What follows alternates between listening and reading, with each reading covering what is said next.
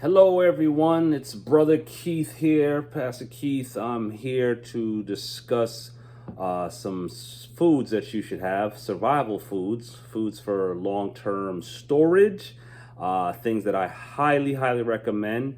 I will first let you know my background. Aside from being a minister of the gospel of Jesus Christ, I worked in the survival and preparedness industry for some years, and I've got a little experience working in that industry, and I've also worked with precious metals as well.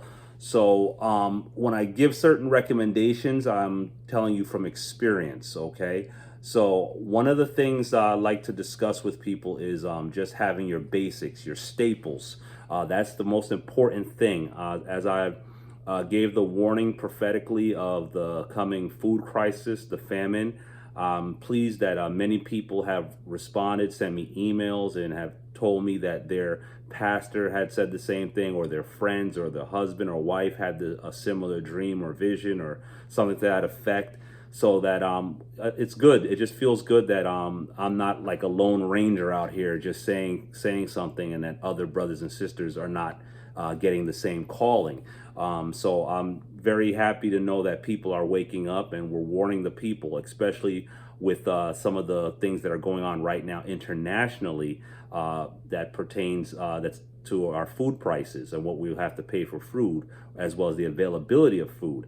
And we all live in different countries. Well, everybody will be affected differently, but that the word of the Lord did tell me that a famine is coming.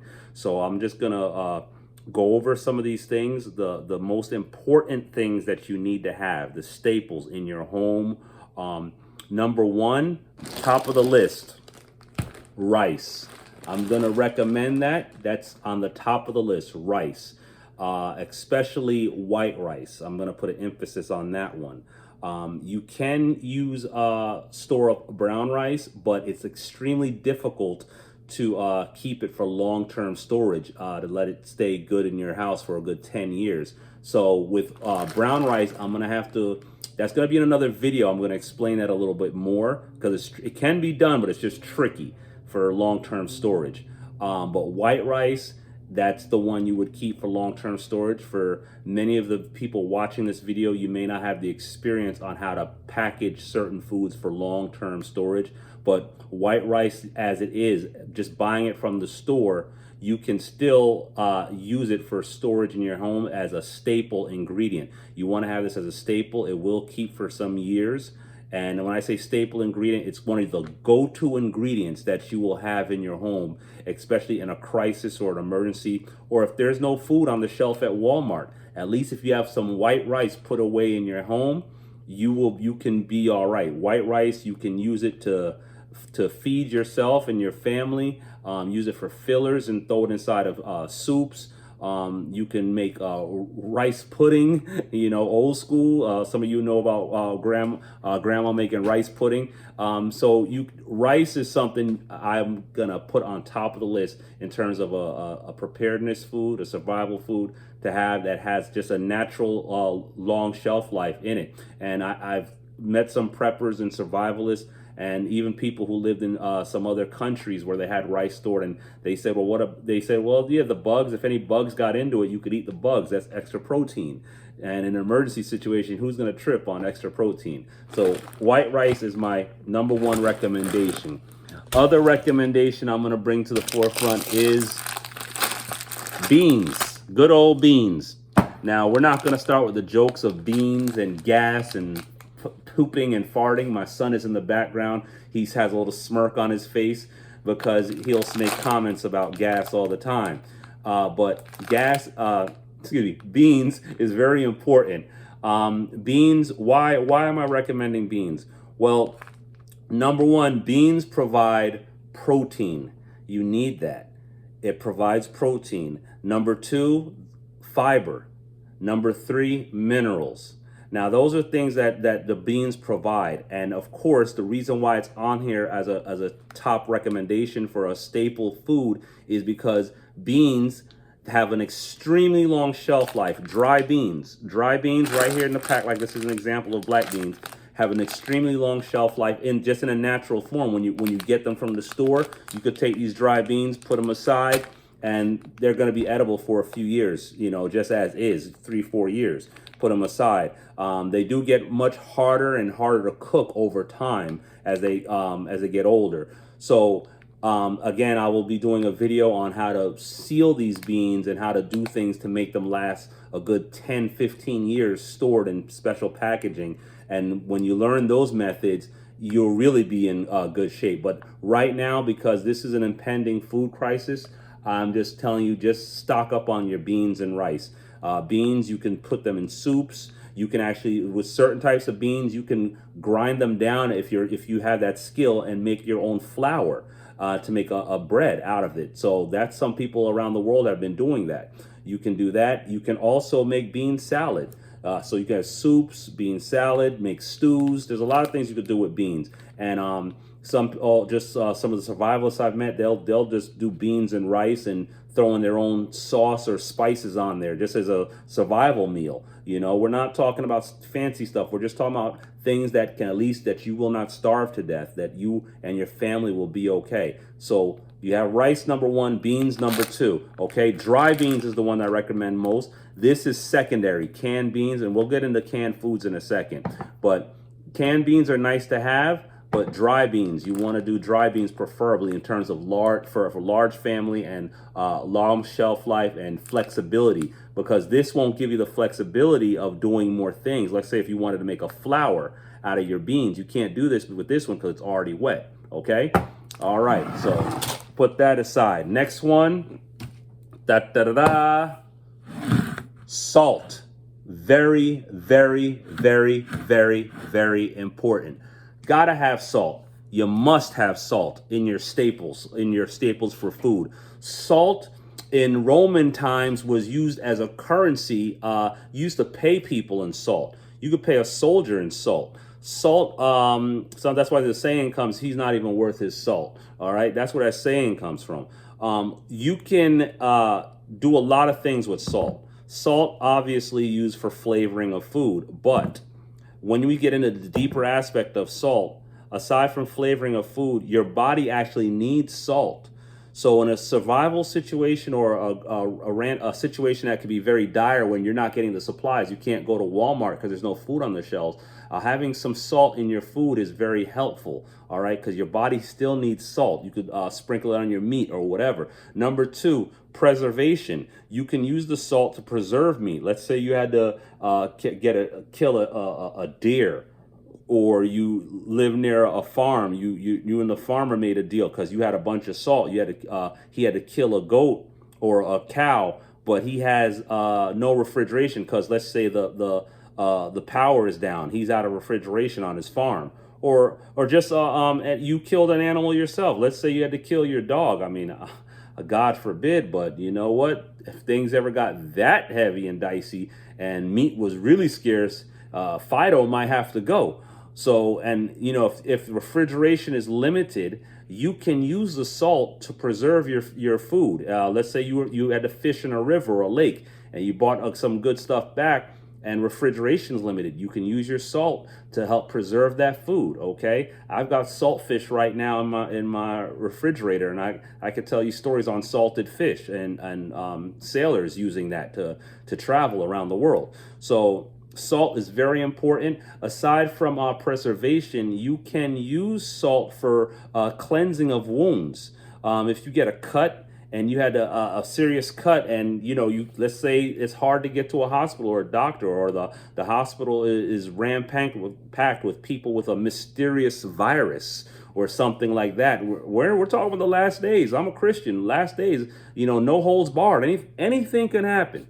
So you use the salt. You can use that on a wound if you have a cut or something like that, to cleanse a wound, to clean it out. All right. You can use that to clean meat as well. So we have preserving meat, and now you can also use it to clean meat. If you have, some of us, we do that already when we're cleaning some chicken or some beef or something, or fish.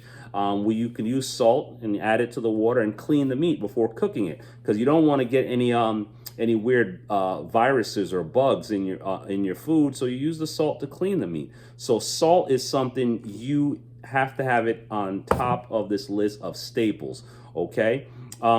Here's something else. I'm gonna bring in salts arch enemy, okay? When I say arch enemy, I'm just joking around, but the other half of the equation, the salt, is sugar. And I'm going to put the salt to the side. Now, why am I saying sugar? Sugar is the same thing. You can use sugar to help preserve food. If you are gardening some of your strawberries or berries, you could use it for preserves. You can actually use the dry sugar on certain items to help preserve them a little bit longer. That'll be for the Frosted Flakes video. There's something deep on that I have to teach you. But you can use it for preserving. Sugar as well, it's good for morale. If you have little kids, I have stories of my grandmother when she was very young, and she was back in Jamaica working. She would sometimes, when she'd come back to up in the country where she lived, she would give little kids a little tiny cube of sugar that the wealthy people she worked for would use have the sugar for their tea. Care for a cup of tea, yeah? So she would use that and sometimes give the little kids a little cube of sugar, and the little kids were so happy because the little kids, kids don't generally know when they're living in poverty, but they were living in poverty. And she would give the little sugar cube to the kids in the neighborhood, and that was like the highlight of their week when they got that sugar cube, when my grandmother would come back home for the weekend. So sugar, for you to sweeten things, put a little sugar in certain things. It can build morale, of course, but yes, you can use sugar to preserve certain foods, okay? So sugar is one of those things you want to pay attention to, and as well as salt. You can use them for the preserving of food. And with that said, I'm gonna point something out with all these items, especially with the rice and the sugar and the salt, especially those three. You can use them to trade and barter. Now think about that. I'm saying to you, this video is telling you to get the staples, the staple ingredients, the staples in your home. If you get the staples in your home or your apartment, you get those put aside. You can always use them to trade for other things you may need or want. That's the importance of the staple goods. So let's just say your neighbor has some eggs. Well, they've got eggs. Let's say they have a chicken at their house, and they raise eggs. And they get a couple extra eggs, but they're not just going to give it away. But then you come over and say, hey, how about this cup of sugar, or some of this salt, or how about this half a cup of rice? See, you've got something you can now trade with. And if he's got kids, but they got a chicken that's laying good eggs, but they're going to get tired of eating eggs every day. But if you're bringing something that you can trade him, guess what? You become a valuable neighbor, and because you have something that you can trade, because you're not going to eat the whole thing of sugar by yourself, but you got something you could trade. You're not going to use all the salt to yourself, but you have something you could trade. You're not going to use the big old 100 pounds of rice to yourself, but you got something you could trade. That's the other important thing with staple ingredients. They last long. There's a very long shelf life naturally with them, but you can use them to trade. That's the key with some of this, what I'm dropping with you. The other one that you want to deal with is canned foods. Now, I'm going to primarily focus on canned meats, okay? Here's the reason why.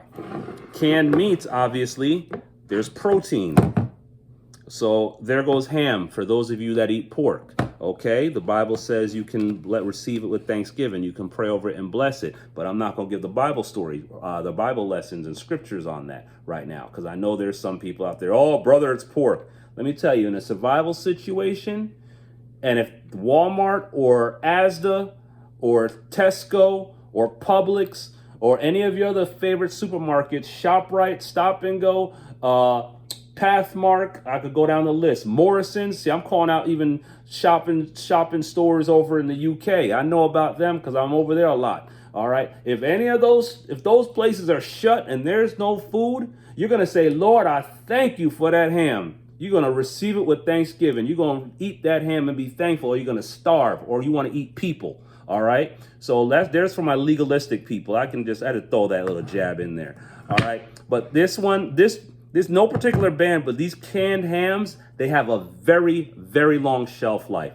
This one that I'm holding, even though this one is till 2023, that's something that I teach my kid to do.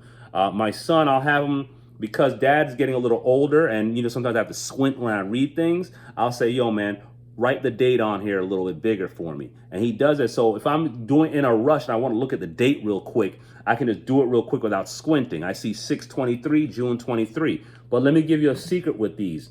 Just because the expiration date says June 23, canned goods can go well beyond the expiration date, my friends. They can. So you may have to do your own studies about what I'm telling you about canned goods, especially canned meats.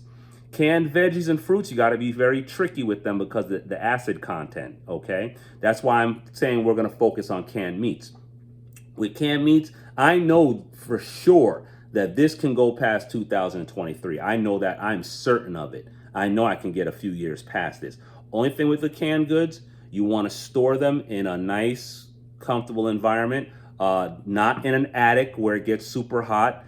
Try not to put it in a place where there's extreme temperature swings, like in the outside garage. All right, where you get super hot during the summer and then during the winter it gets super cold and back in super heat in the summer. That's not good for the shelf life of these things. Don't play around like that. Try to keep them in a place that has a more stable temperature, maybe your basement or inside the house or a certain room in the house or your apartment, wherever you live.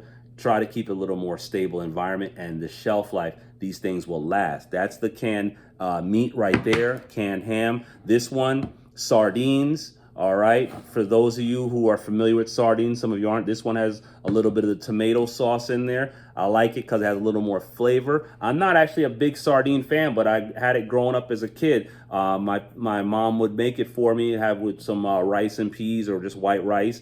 But the thing about this, again, long shelf life. This one, you see that here, my kid's writing, 9/25. This thing is supposed to expire in September of 2025. We're in March of 2022. And plus, remember what I'm telling you, canned goods will last way beyond the expiration date. So I know I'm going past 2025 with this if it hasn't been eaten yet. Okay, and this one right here, it's a bigger can because I have small cans of sardines. This one is 15 ounces. This is almost a pound. All right, so this is a lot of meat. This is easily, 2 adults can eat this easily. All right, and I'm telling you the deal on this too. That's when I'm gonna do the Patreon group and really show you how to shop for your survival and your preparedness foods. I just have to see how many people are really interested before I go all out with the Patreon group, because when I do it, I'm gonna go all out, foods, silver, all that stuff. But at least you can know you can get this at an affordable price. Right now, I got this one I'm holding in my hand for $1.60, I think $1.65. All right, and this can feed 2 people. All right, and it can last quite a long time. Remember what I said about shelf life. The other one, of course, this is just corned beef. This one right here, tuna. Woo-hoo, tuna. Let me tell you something about tuna, my friends. Tuna, I love tuna sandwiches. Mayo, yeah, mayo doesn't last super long. Got to be a little bit careful, the mayo, but you can learn to make your own mayonnaise. Okay, get off your butt, learn to make your own mayonnaise. And if you don't eat mayo with the tuna, fine. You could throw tuna in tuna casserole. You could throw tuna in tuna salads. Just eat it as is. A lot of bodybuilders just eat it like is. I met a lot of guys who did that. Some will put a little ketchup. Some will put barbecue sauce. Some people just put olive oil on there and salt and pepper. Whatever. You can get very flexible with tuna, with what you want to do with it. And it's a great, excellent source of protein. And it's cheap. You can still get it at a good price. You got to hustle because the prices are going up. I have noticed that, especially because of the situations we've been talking about with the gas prices and everything else from the Ukraine-Russia crisis, all the other stuff. All right. Tuna, we talk about the canned meats, you put tuna on top of the list, man. High shelf life. All right. Long shelf life. Preferably get the tuna in the water, because the tuna in water, I from my experience, I think it lasts a little bit longer than the tuna that's canned in oil. But still, it's still a trade-off, because the tuna in oil, you're gonna get a nice flavor where you can use that oil to cook the tuna. As if you wanted to cook it or heat it up, you could eat it right out the can, or you could use that oil from that tuna can to cook other foods because it's still oil. So you got to think, the tuna in oil or tuna in water, what's your preference? One will last a little bit longer than the other, but the oil, of course, like I said, mentioned before, that I haven't mentioned yet, Oil is something you're going to need in your body for the extra fats. Okay, so the tuna with oil is still good to have. But I prefer for long-term storage. If you're going to have this thing in your shelf for 10 years, try to get the tuna with water. If it's going to be in the shelf for about 5 years, yeah, tuna with oil, you're good. All right, but just in terms of the canned meats, just to give you a little knowledge on that, corned beef is another favorite. Had this as a kid. Some people get Spam. Spam's another one. Again, people who eat pork. And yes, Spam is the cheapest of the cheap when it comes to meat because it's a mixture of just like meat byproducts. You know what I'm saying? Pork, chicken, byproduct stuff that just fell on the floor in the lab. They threw it together, squished together, boom, Spam. But when you fry it, it tastes pretty good. I'm not saying it's good for you, it's healthy, but the alternative is eating humans. I'm not eating any human being. So, Spam is one, corned beef is another, all right? It's an acquired taste, but I like corned beef. You can eat it right out the can, or you can cook it, throw it in meals. The price of beef and corned beef is going up. So, again, be cognizant of that. But look at this. This one that I'm holding, you see my son's handwriting? 9/26. All right, September 26th, it was the expiration date on this one. Where are we? March of 22. Canned beef, and especially canned corned beef, they generally have a long, far out expiration date. So that's one I say keep your eyes on that, because the expiration date is already naturally just like bam, you're getting like 3 to 4 years off rip buying it out of the store. A lot of people in developing nations, they get corned beef, they use it as a staple because sometimes they don't have refrigeration. This sits on the shelf in the house. When they're ready to eat, boom, pop it out. They could cook it or eat it straight from the can. All right, and I'm here to tell people in the Western world who've been spoiled for so long, we're going to see some serious days. So corned beef, this is one of your part of your staples of your canned goods. You definitely want to have all your canned goods have corned beef in that mix. All right, long shelf life. All right, those were canned meats. Canned veggies and fruits. Again, they can go past the expiration date, but you have to be careful with canned veggies and fruits because the acid content in them. When you're dealing with the acid content, dealing with certain cans, if the can is bent or punctured or any way or anything like that, the acid actually eats against the lining of the can. So if you drop that can accidentally, and then 3 years, 4 years later, that acid can start wearing any of the lining on any of the parts that have that just a little tiny little puncture. So you can fruits and veggies, be very careful with aluminum or type canning and canning. You want to be very careful with that stuff. If you know how to do your own canning in a mason jar, that is something great. If you can do your canning in a mason jar. Son, can you help me out, please? Canning in a mason jar. I'm going to show you what I mean when I say a mason jar. Is it all around here? Oh, it is. It's right behind me. Son, you're good. Never mind. This is a mason jar. I actually threw a bunch of tea bags in there, all right? But this is a mason jar. All right, you may notice right it says Mason. I'm not talking about a secret society, although they are part of what's going on with that situation of Ukraine and Russia. Some high-ranking 33rd degree Masons know what's going on, and I'm going to leave it right there. But if you know how to do your own canning, and that's packaging canning with meats or fruits and vegetables, and it's in the glass jar, those fruits and vegetables can last much longer. So you could go on YouTube, look at how to can with your own mason jar with glasses, and there's people who will show you in class and instruct you, and you could buy your own canning device. Maybe I'll put a link for that as well. How to do canning with your own mason jars and stuff like that. It is an art form, and you got to be patient. It's a lot of learning. My wife has done it, and she's like, "Whoa, that was tough." So it's hard to get her to even do it again because she went and learned with some friends. All right, so boom. Now that we discussed that, the other aspect of this game will be oil. Very important. Oil. Now everybody knows what oil is. Son, I need you. So go grab me the oil. Grab me some oil from over there. There's some oil right there on the floor in the corner. Hurry up, hustle. Just don't get on the camera. Oil. Why do we need oil? Oil is very essential to the human body. We need it. Fats. We need the fats. There's been stories of people, homesteaders in the old Midwest when the United States was developing. They would have their staples, but they wouldn't have any oil. A lot of times they would forget the oil because something you don't think about. And they had oil in different ways, whether it was lard or from the pig or whatever. But the homesteaders who knew how important having the fats in, not only to mix it in with your food for cooking, but to get it in your body, because your body needs a certain level of fat. Okay. Vegetarians, a lot of vegetarians I know, they make sure they eat their avocados, because the avocados has some good natural fat in it. All right. And this is the thing with what we're talking about with the staple ingredients. You need to have a supply of oil in the house. All right. Now, I did a video, a very in-depth video on oil just for long-term storage and prepping. So you can look up the oil. Maybe I'll put the link for my video on oil, long-term cooking foods, long-term oils for food storage. Okay. And I go through all the oils in depth of what doesn't last as long as an oil, and which particular oils can actually have like a shelf life of like 7 to 10 years. And I'm talking about oils you can buy at the store, but you have to know what you're getting and your source. These are some things you can't get in the normal supermarket store. You might have to go to a health food store. Some places you have to do a little more digging, all right, because you want good quality when you're doing some of this stuff. Like this particular oil, it's good to have, but the shelf life is like, I think, 2 to 3 years. Let me read on this one. This one actually was expired. Expires this year, 2022, but I know it'll go a little bit past 2022, maybe 6 months to a year past the expiration date. All right. And again, store it with oils. Storage is key.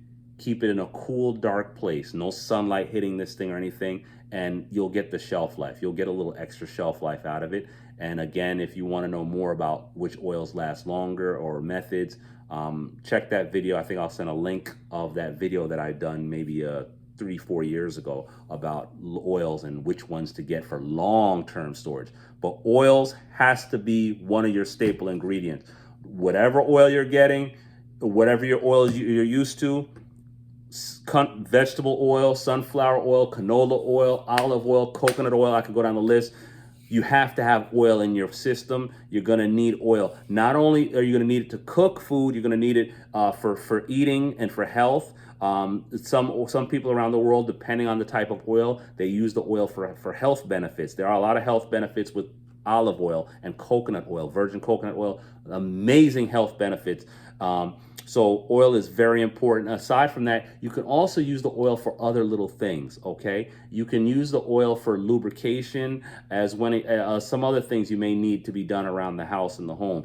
Use oil for your skin, very important. One of the things I do when I'm fasting, if I'm on an extended long fast, no food, and I'm losing a lot of weight, one method I learned, I will take olive oil and I would rub it on my skin and on my body.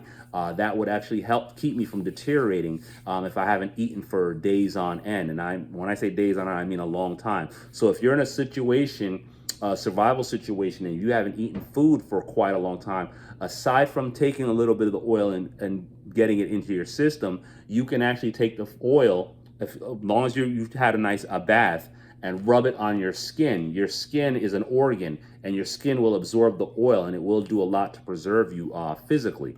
So that's a little tip right there with oil, especially when I'm dealing with rubbing oils in and stuff like that. I'm more focused on olive oil and coconut oil at that regard. But if you don't have any, you do what you got to do. Okay. So oil is right there. And that right there tops off my list of the most important items to have as your staple ingredients inside your home, especially if things hit the fan, or if Walmart is just, or supermarkets are closed for, let's just say, imagine it. Let's just say 3 months. 3 months, every supermarket in your country shut down for a natural disaster, or the gas prices, or war, or whatever. 3 months, and you're only in your house for 3 months because you have no access to any supermarket. Can you survive? This is the things you have to ask yourself. What do you have? Well, with these items I named and I showed you, these basics right here, you can absolutely survive if you could not go to the supermarket for 3 months, maybe 4 months.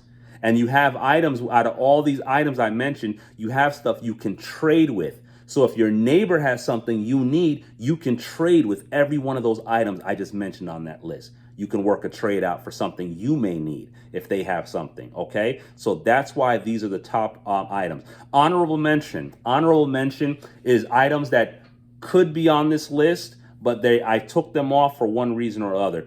The one honorable mention is grains and certain grains. So certain grains, for example, would be wheat or corn. If you have the ability and you can get red wheat berries in your home. A lot of the LDS church, they get the wheat berries. They teach people to store it, but they teach you also how to grind it because it's an acquired skill. Wheat berries are very good. This is an honorable mention. For long-term storage, they have a nice natural shelf life on their own. But again, with wheat berries, you can grind them down and you can make a flour for what? Bread. All right. Flour is used for bread, pastries, cakes, whatever. You can grind down the wheat to do that. Of course, there's different types of wheat berries, hard red wheat, soft wheat, you name it, white wheat, whatever. But you can get the one that you prefer and grind it down to make your own flours, your own breads, etc. You can throw it in stew. It's flour. Once you go through the work of grinding it down. All right. But the grains are very important because they have a natural long shelf life as is. You can sprout the grains with wheat. You can actually sprout them. And go on YouTube. There's videos showing you how to sprout wheat. I've done it in the past. And make your own little salad, your own sprouted salad out of the wheat berries you had stored. You can go and sprout them. It's a very simple method. Takes a day to do it. They start sprouting, having their own little, their own little sprouts growing out of it. And these sprouts can grow. You get them if you get them, do the right amount of water and stuff, and you can have a nice healthy salad and get vitamins and nutrition out of that. All right. So people who know what they know, and I'm talking about hardcore survival now, people who've been prepping for 10, 20 years, they know about storing wheat berries. All right. Wheat is very important. Okay. You can use those sprouted wheats you can go and grow your own wheat depending on where you live, which nation you're in, and if, land and stuff like that. You can actually do that. Wheat is important. The other one I want to mention is oats. Oats is another go-to guy. Oats, if you can get oats, the oats from the store is okay, but the oats from like a health food store, like hard red rolled oats, you can have oats. But again, now oats are a little bit tricky because you need to know how to store them for long extended periods where they don't get stale on you. Because oats will go stale, but if you know how to store them, and that's what I said, it's going to be an upcoming video that I'm going to show you how to seal them in the right baggage and the right, this a lot of terms for a newbie trying to figure out preparedness stuff. I don't want to throw out Mylar bags and oxygen absorbers and all these terms and you're sitting like, what is that? So we might as well just do a video on that. So if you can package it, the method for packaging oats, you can definitely keep them for years if you do it correctly. That's why it's not on my top list, all right? Oats is a very, very tricky one. But again, you can make a lot of things with oats. Same thing with corn. Corn's another grain. I just got to mention it because corn, if you get corn in its whole form and you know how to grind it down and make corn flour, again, depending, one of the things in this whole argument why it's honorable mention, this also deals with your culture because everyone's culture is different. There's some Mexican sisters who know how to grind it down, make their own corn flour, and they could do amazing things with that corn flour. They can make tortillas, they can make stuff for soups, bread, etc. But you have to be experienced using corn flour, grinding it down from corn if you're going to store up a lot of corn and have that stored in your house. Or you can have corn flour, but once it's grinded down, the same thing with wheat flour, the shelf life, it's not so long when it's grinded down. So you got to these are certain things you have to take in consideration. If you're willing to learn how to grind down your own grains and then to do what you want to do with them, because once they're grinded down, whether it's corn flour, oat flour, wheat flour, once you grind them down, you can use them for so many different things. You could use them for stews. You could use them to make breads. A plethora of things. All right. So that's definitely my honorable mention. The grains. All right. And I just mentioned a few: oats, wheat, corn. There's barley. There's so many out there. All right. So that's honorable mention. And other thing I wanted to mention would be pasta. Pasta. You can buy it from the store. A lot of pastas. They do last a long time on the shelf.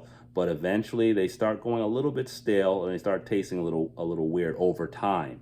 So one of those things, again, yes, I recommend getting some now. You can get pasta, put it aside in the house. And, if you just want to eat and rotate it over time, that's fine because pasta, just on the shelf life, the normal average shelf life, you can get 2 years easily out the shelf, 3 years, I would argue, of shelf life of pasta from the store. But Again, if you want to go extended, it, if you're foreseeing something 5 years, 10 years, a problem, then you want to know how to go ahead and do it for long-term storage. You're going to want to know how to take that pasta out of its normal packaging and then put it in another package, which is what I'm going to do in an upcoming video, and show you how to seal it the right way and how to get the oxygen out of it, so that way you can preserve your particular dry good for a long extended period of time. And that's going to be probably a video that I'm going to do pretty soon. This particular pasta that I'm holding, you bought it at the store, and I'm just going to read the expiration date if I can find it. And no, it's not my eyes, but it's here we go. Best if used by August 2nd, 24. So that's 2 years. 2 years shelf life. And this is just purchased out of the store recently. All right, so you're getting 2 years shelf life from the manufacturer's recommendation for pasta. Okay, and I know you're going to get you can get an extra 6 months at least to a year of normal storage life out of this. So pasta's one, good to have. Little kids like pasta, old people like pasta. If you've got an elderly person, you can boil it, make it very soft so they can chew it and stuff like that. And you could do a lot with pasta. You could a lot of different dishes you can make with pasta.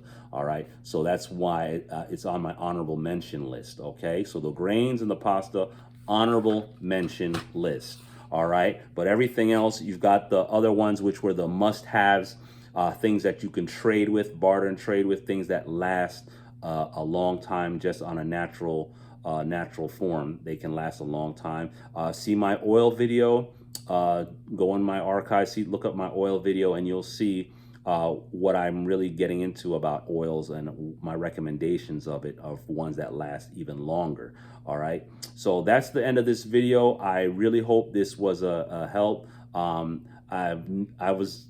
I never say smash the like button. I notice a lot of YouTubers say it, and I just want to thank all the viewers who came onto this video and onto my channel and subscribed to me, because it definitely was a God thing, because I've never said the smash the like button thing in the past, and I noticed people do that to get more views, and I'm like, oh, really? I didn't know that. But anyway, thanks for tuning in. Definitely, if you want to leave a donation just for this video because of the advice or anything, feel free to. I do appreciate it. I'm a non-denominational ministry, and I'm not a 501c, so I'm not regulated nor controlled by any government entity. All right, and thank you for your support, whether you're watching sermons or some of the dreams and visions I've had concerning crypto and other things. All righty, be in touch. This is Brother Keith. God bless you.